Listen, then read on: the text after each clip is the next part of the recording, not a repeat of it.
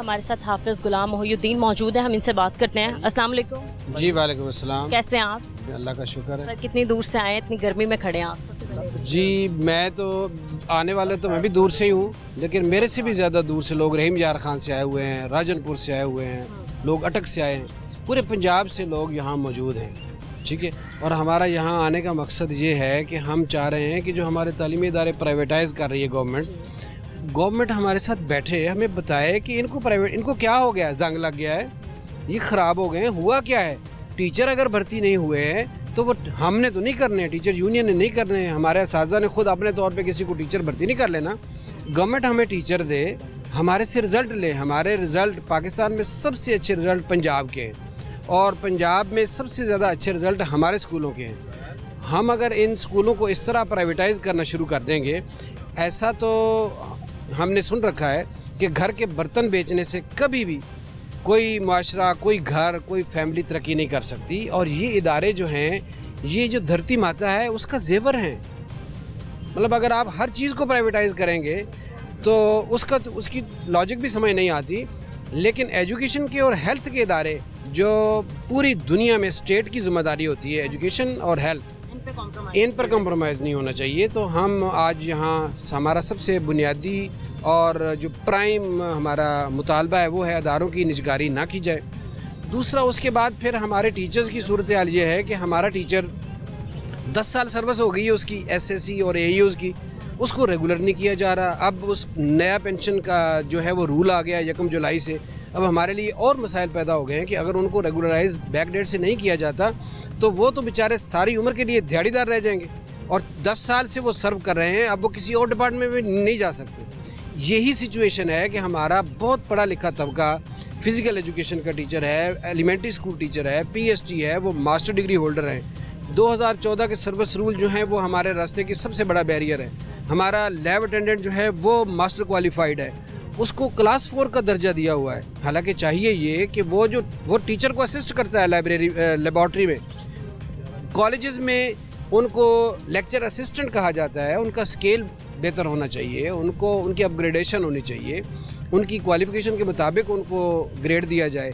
जो physical education के teacher हैं वो मास्टर डिग्री होल्डर हैं। मतलब इतनी अच्छा स्टफ़ है हमारी गवर्नमेंट के पास, हमारे डिपार्टमेंट के पास, लेकिन वो डिप्राइव है, उसको उसकी क्वालिफ़िकेशन के मुताबिक स्टेटस नहीं दिया जा रहा। सर कब से ये प्रॉब्लम चल रहा है अपग्रेडेशन का, टीचर्स को नहीं दिया जा रहा, और कब से ये ठीक था इससे पहले ये मसला? ये रेगुलाइजेशन को तो 10 साल हो गए हैं कि इनको 10 साल हो गए हैं भर्ती हुए।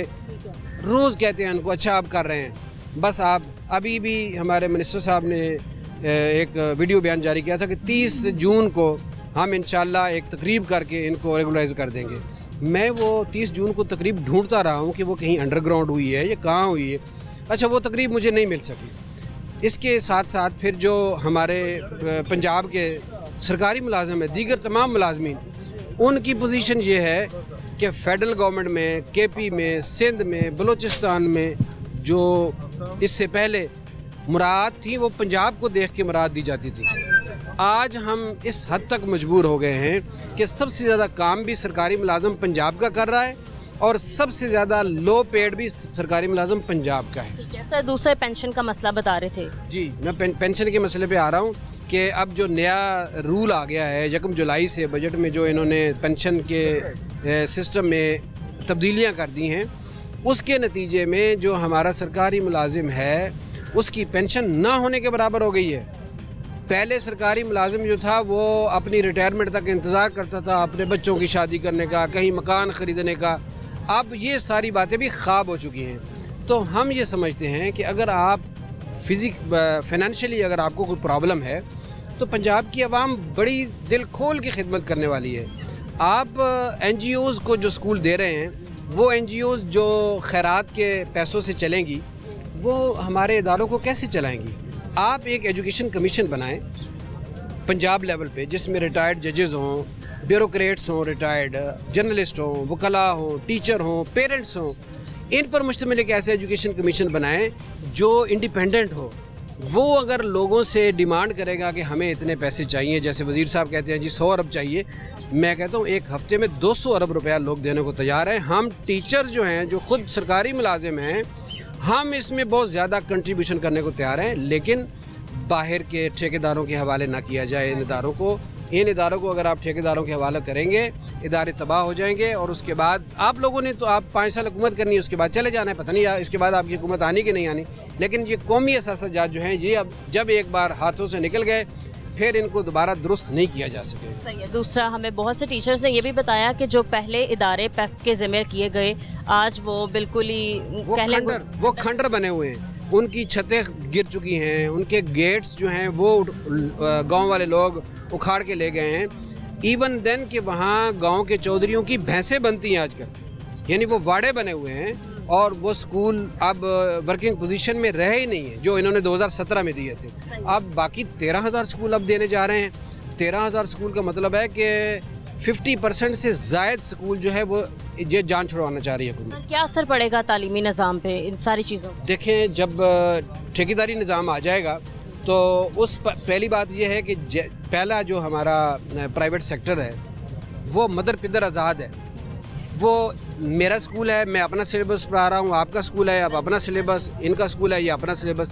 اس طرح جب یہ ٹھیکیداری نظام آئے گا، ہر کوئی اپنی مرضی کا سلیبس پڑھائے گا.